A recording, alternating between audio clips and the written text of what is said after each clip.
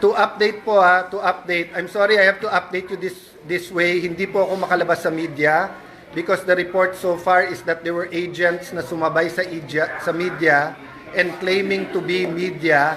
So there are now more than 200 sa labas, naka-barricade yung ibang doors. But I will use this medium.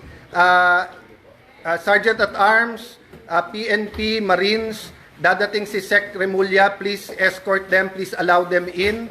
Dadating po si Sec Remulla ng DILG with one of the PNP. It is not them attacking us.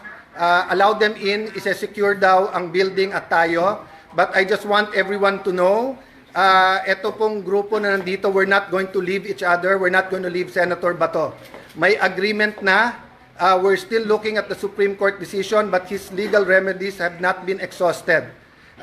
Sabi ng Supreme Court, binibigyan ng 3 days to comment.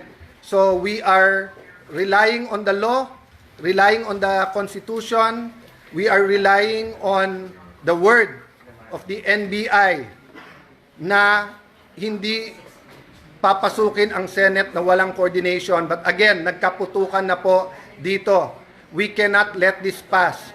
So, Osaa, I'm trying to call you. Papasukin nyo po si Secretary Remulla. He's here to help.